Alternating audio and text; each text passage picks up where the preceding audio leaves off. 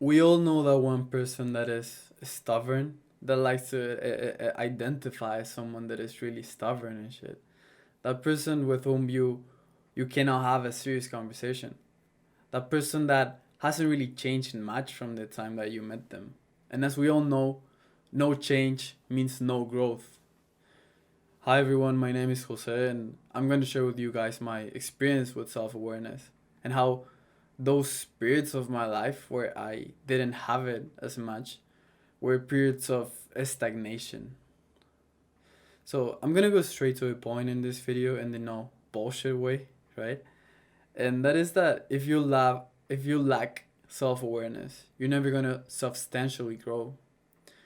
Now imagine a bodybuilder that never looks himself in the mirror, that never takes the time to find in which areas of his body he needs to improve. He would be the worst bodybuilder ever, man, no matter how great his work ethic was. And now on the contrary side, imagine a bodybuilder that is a professional, that takes the time each week to notice which muscles he needs to work on. He's a guy that crushes every competition, every bodybuilding competition, because he's the one that has the most well balanced body, unlike the guy I mentioned before, who has a massive chest, because every day is chest day for him. Where I'm trying to go with this is that you can't improve if you don't know what your weaknesses are. You'll just be blindly moving forward with no direction. I've never been someone really prideful, and so I'm gonna tell you my story here. So I've never been someone really prideful and arrogant, to be honest, which is one of the few good qualities I had before I started working on myself. But even though I wasn't like that, I'm still not perfect, and not even I'm not perfect on my strengths. So I do have a couple of experiences with that, and the one I'm gonna tell you guys is the following: that when I was in high school or in school, actually, because I started going to parties and stuff before high school, to be honest. That's the way it works in my country, or at least for me, it worked that way. I started going to parties when I was 14. Back then, I was really awkward and shy. I was honestly invited because I was like attractive, but I was like, and you guys can see that not right now too. But I was always like attractive, but only my face and in a e-boy attractive way, and not in a manly way. And but when I started going to parties, I started drinking as well. And as we all know, alcohol gives you a ton of confidence, fake confidence at that. So under the effect of it, I started thinking of myself as someone really confident with a lot of social skills and charisma and all that crap, fake crap. And whenever I went to dates in the daylight, like no alcohol involved, obviously, I was someone completely different from the person the girl met the prior weekend. Was like a party animal, someone really confident and always, I don't know, like welcoming everyone that entered the party. And back then when I started going to dates and shit, this was I don't know, this was like age 15, 16. I wasn't that awkward anymore, but I still was. And the reason for that and was that I never really worked on my social skills. I worked I worked on my social skills through alcohol. And the results I got from that wasn't they weren't substantial. And that was the main reason why I used to get rejected back then. Cause I mean I was attractive, right? But I didn't have the social skills necessary. I didn't have the personality that is attractive. I was only like attractive and that was it. Like I couldn't get through a date because I didn't have the social skills and the confidence necessary to attract the girl. And then when after all of this and for completely unrelated reasons, I stopped drinking. And not because I thought that oh like drinking is stopping my I don't know like my progress and my self improvement because I wasn't conscious of it back then. And but even when I stopped drinking, I was still attending the parties, and it was awkward at first, really really awkward, 100%. However, it was only then when my social skills started to develop. It was then when I started to be actually myself on dates and all that stuff, and not someone fake, someone under the effect of alcohol. I was forced to face my weakness, my lack of social skills.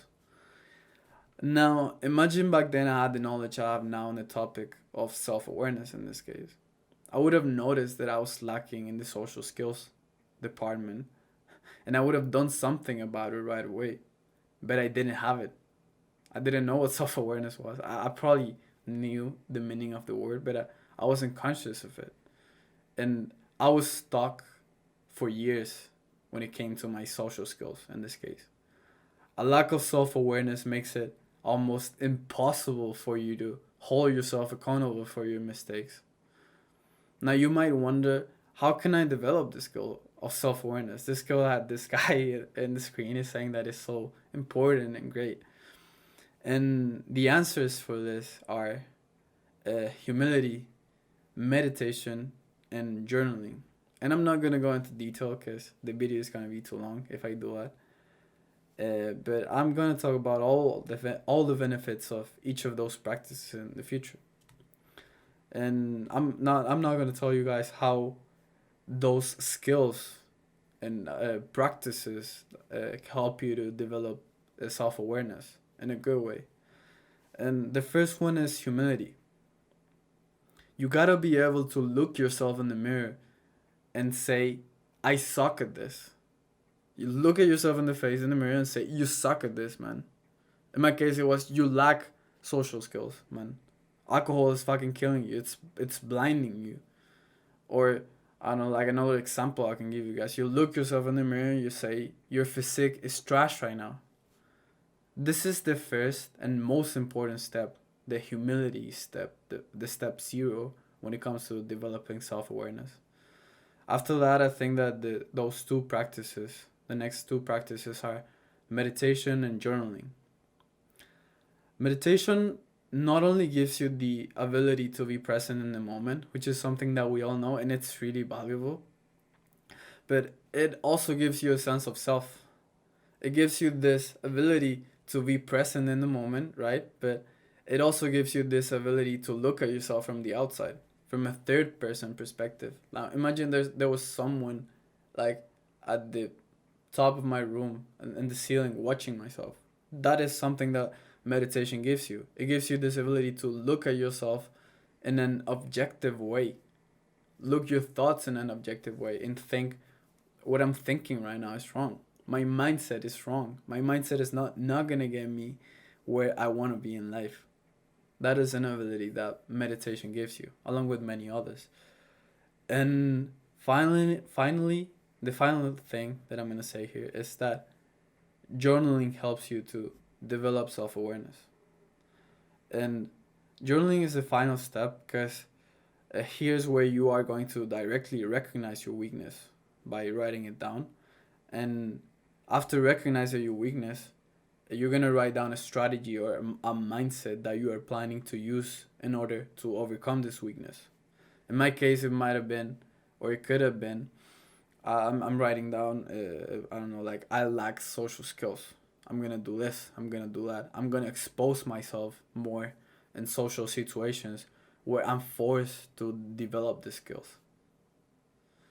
Journaling is key for this, man. And all of those steps are key. You gotta do all of those things if you really want to develop this skill. That is gonna help you to improve your life immensely, your self improvement immensely. You're gonna stop being like the first guy I mentioned, like the bodybuilder that never looks himself in the mirror.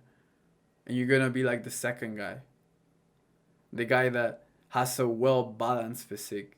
And in this case, you're gonna have a well balanced mind, a well balanced spirit and body. Self awareness is the way, man. Cultivate self awareness or die without progress. The option is up to you, man.